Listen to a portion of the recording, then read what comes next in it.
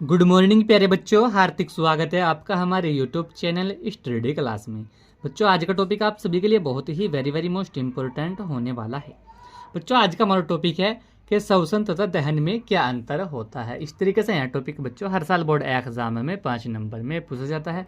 तो आज की इस छोटी सी वीडियो के माध्यम से बच्चों हम आपको बहुत ही सिंपल भाषा में समझाएंगे कि श्वसन तथा दहन में क्या अंतर होता है। तो बने रहना वीडियो में लास्ट तक। जो हमारे चैनल पर आप पहली बार आए हो तो हमारे चैनल को सब्सक्राइब करें और बेल आइकन को प्रेस करें, जिससे कि आने वाली नेक्स्ट वीडियो का नोटिफिकेशन आप सभी को मिलता रहे।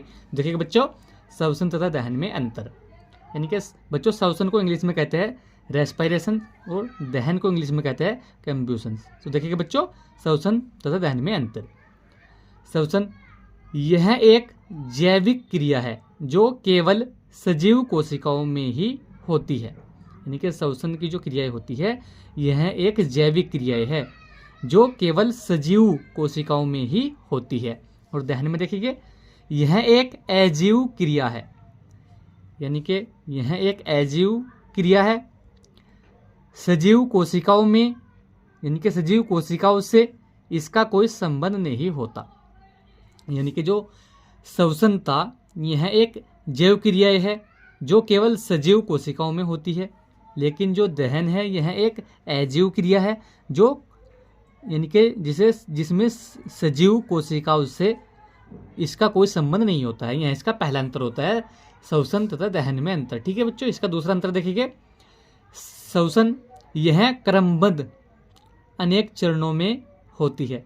यानी कि श्वसन की जो क्रिया है यह क्रमबद्ध अनेक चरणों में होती है, और जो दहन की क्रिया होती है इसका कोई क्रमबद्ध चरण नहीं होता, यह एक ही चरण में होती है। यानी कि जो दहन क्रिया जो होती है इसका कोई क्रमबद्ध चरण नहीं होता, यह एक ही चरण में होती है। ठीक है बच्चों, यह इसका दूसरा अंतर हो गया श्वसन दहन में। ठीक है बच्चों, इसका तीसरा अंतर देखिए, श्वसन यह एंजाइमों द्वारा नियंत्रित होती है। यानी कि जो श्वसन की क्रिया होती है यह एंजाइमों द्वारा नियंत्रित होती है, और जो दहन की क्रिया होती है यह एंजाइमों का इस क्रिया से कोई संबंध नहीं होता है।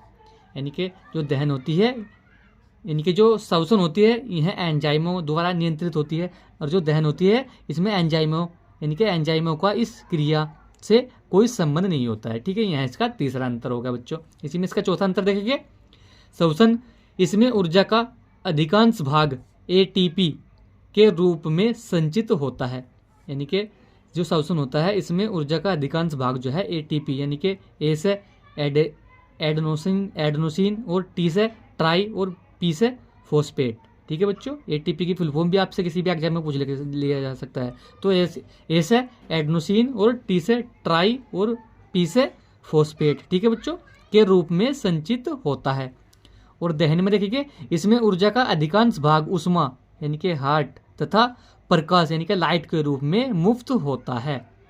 इसमें ऊर्जा का अधिकांश भाग कहीं में था एटीपी के रूप में संचित हो रहा, लेकिन इसमें ऊर्जा का अधिकांश भाग ऊष्मा तथा प्रकाश के रूप में मुफ्त होता है। ठीक है बच्चों, यह इसका चौथा अंतर होता है श्वसन तथा दहन में। ठीक है बच्चों, इसका पांचवा अंतर देखिए, श्वसन क्रिया शरीर के सामान्य ताप पर होती है। यानी कि जो श्वसन क्रिया होती है यह शरीर के सामान्य ताप पर होती है, और दहन अति उच्च ताप पर होती है। यानी कि जो दहन की क्रिया होती है यह अति उच्च ताप पर होती है। तो बच्चों यह इसका पांचवा अंतर हो गया श्वसन तथा दहन में। तो बच्चों आज की वीडियो में यही था कि श्वसन तथा दहन में क्या अंतर होता है। तो हमने आपको बहुत ही सिंपल भाषा में समझा, क्योंकि बच्चों यह टॉपिक हर साल बोर्ड एग्जाम में 5 नंबर में पूछा जाता है। तो आज की वीडियो में यही था। वीडियो कैसा लगा वीडियो को लाइक कमेंट शेयर करें। मिलते हैं ऐसे ही अगली और नेक्स्ट वीडियो में, तब तक के लिए bye bye, have a nice day.